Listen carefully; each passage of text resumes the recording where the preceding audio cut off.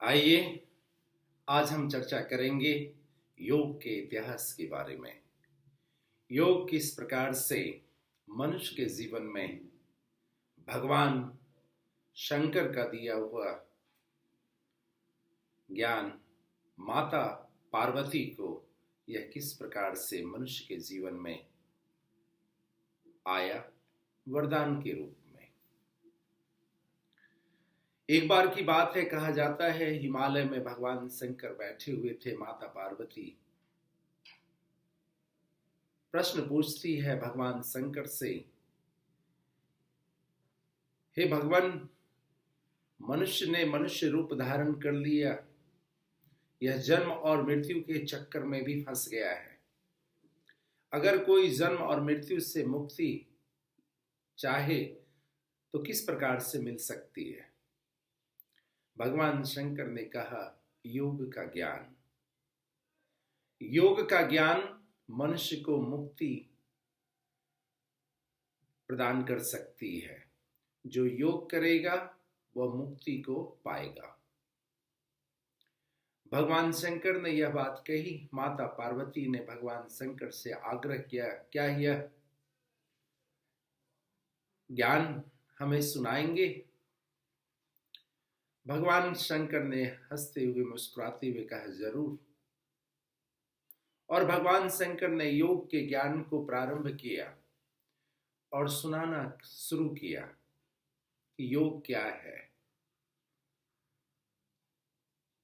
यह संवाद भगवान शंकर और पार्वती, शिव और शक्ति के बीच में हो रहा था।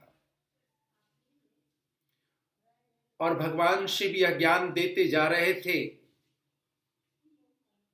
माता पार्वती को इसी बीच माता पार्वती को हल्की सी नींद आ गई और वह खर्राटा लेने लगी। भगवान शंकर ज्ञान दे रहे थे, माता सो चुकी थी।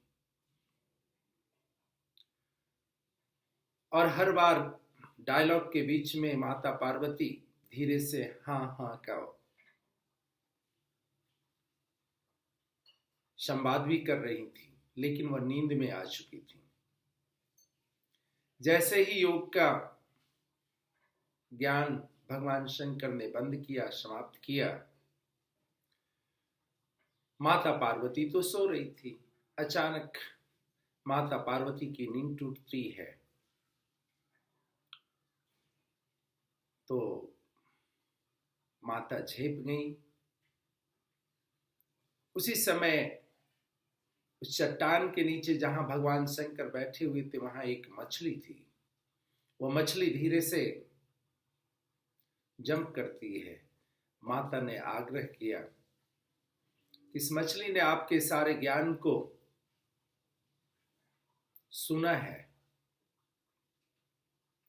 क्या आप इसे योग के ज्ञान प्रदान कर समाज के कल्याण के लिए इसका जन्म और अवतरण कराएंगे। भगवान ने कहा, जरूर। और कहा जाता है योग के आदि गुरु के रूप में भगवान शंकर और योग की प्रथम शिष्या के रूप में माता पार्वती ही थे। पार्वती का यह प्रश्न था, जीवन और मरण से छुटकारा कैसे मिलेगा। जीवन और मरण से मुक्ति और मोक्ष का मार्ग क्या है। और भगवान शंकर ने इसे योग के ज्ञान के रूप में प्रदान किया। और फिर जिसे हम आदि गुरु मत्स्येंद्रनाथ के नाम से जानते हैं, यही अवतार मनुष्य के उत्थान के लिए, मनुष्य के साधना मार्ग के लिए, मनुष्य को जीवन और मरण से छुटकारा के लिए उनका जन्म हुआ। योगी मत्स्येंद्रनाथ के रूप में वह कहलाए। और जिन्होंने हठ योग की परंपरा समाज को बतलाया, हठ योग की विधि को बतलाया, शरीर शुद्धि, मन शुद्धि, विचार शुद्धि, भावना शुद्धि और आत्म शुद्धि के मार्ग को बतलाया हठ योग के ज्ञान के द्वारा। और धीरे धीरे योग का प्रचार प्रसार भी होने लगा। योग का प्रचार प्रसार अब धीरे धीरे बढ़ने लगा। फिर हठ योग में अनेक सारे योगी आए, जिसमें महर्षि घरण्य का नाम आता है, जिन्होंने घरण्य संहिता को लिखा है, जिसमें सटकर्म के उपाय को बताया गया है, सटकर्म के तरीके को बताया गया है, शरीर को स्वस्थ और मन को स्वस्थ रखने के मार्ग को बतलाया गया है। फिर स्वारात्मा रामा का आगमन होता है हठ योग की परंपरा में, और उन्होंने कुछ आसन, प्राणायाम, मुद्रा और बंधों का अभ्यास बतलाया है। शारीरिक, मानसिक, भावनात्मक और आत्मशुद्धि के मार्ग को प्रशस्त करने के लिए।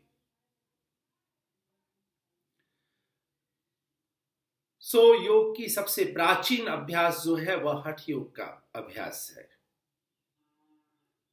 हम हठ योग के अभ्यास को बहुत प्राचीन समय से करते आ रहे हैं।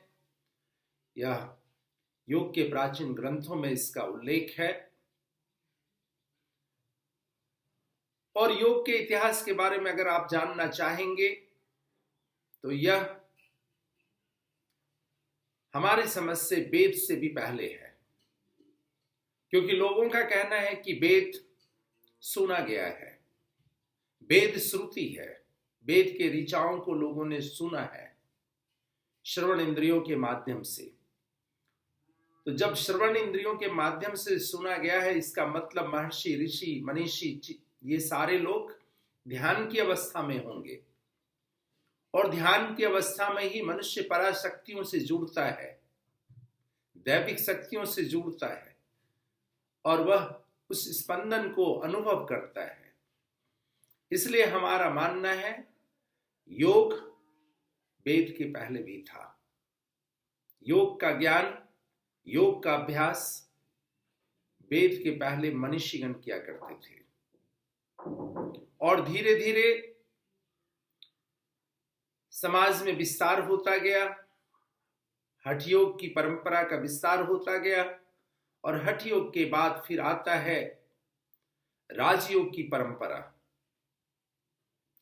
जिसमें अष्टांग योग के लिए महर्षि पातंजलि का नाम स्वर्ण अक्षरों में लिखा जाता है, जिन्होंने योग सूत्र की रचना की, और जिसे हम जानते हैं पातंजलि योग सूत्र के नाम से, जिसमें अष्टांग योग की चर्चा हुई है। यम, नियम, आसन, प्राणायाम, प्रत्याहार, धारणा, ध्यान और समाधि।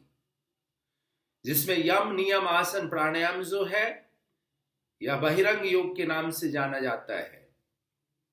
धारणा, ध्यान और समाधि, प्रत्याहार, धारणा, ध्यान, ये चार जो हैं यह अंतरंग योग के रूप में जाना जाता है, और अंत में समाधि आपको मिलता है ज्ञान के रूप में।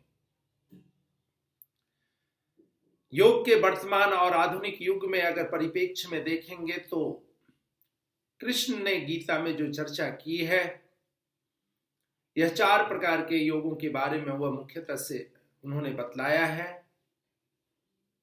गीता के दर्शन में, और वह है राजयोग, भक्ति योग, ज्ञान योग और कर्म योग।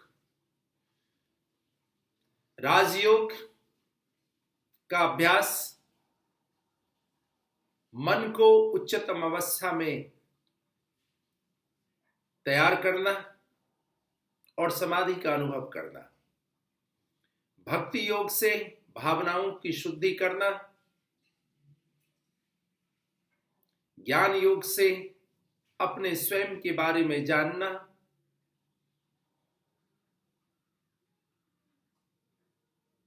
और कर्म योग से कर्मों में कुशलता प्रदान करना।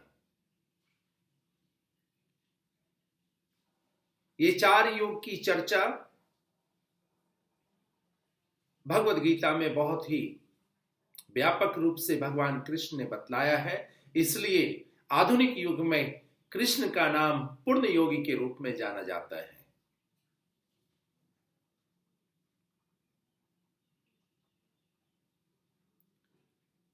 अगर आप किसी भवन का निर्माण करते हैं तो आप अपने घर के चारों ओर पिलर स्तंभ बनाते हैं। वैसे ही भगवान ने ये 4 स्तंभों की चर्चा की है मनुष्य के व्यक्तित्व के निर्माण के लिए, और इसलिए योग का पूर्ण सार भगवत गीता में उपलब्ध है।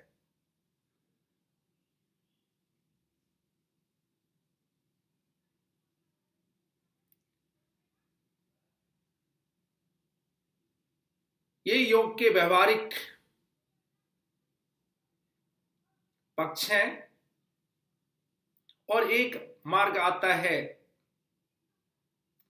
आध्यात्मिक।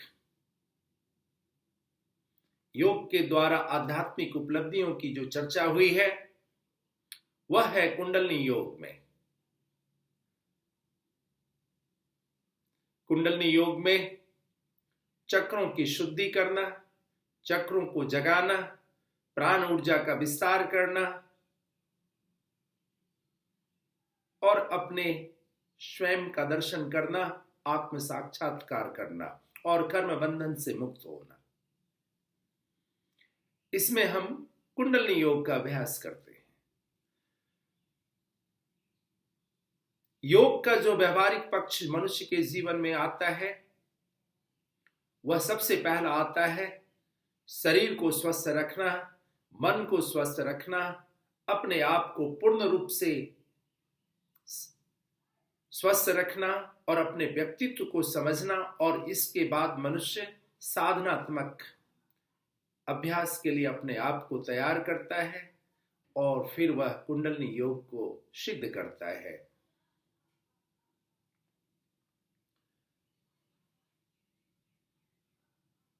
यह योग का एक मार्ग आपने जाना।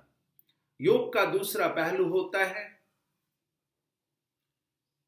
कि जब आप आत्मज्ञान को प्राप्त करते हैं तो फिर स्वामी शिवानंद ने अपने योग में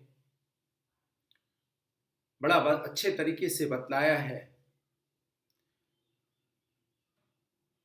सेवा करो सर्व, लव प्यार करो, गिव देना सीखो, बी गुड अच्छा बनो, डू गुड अच्छा करो,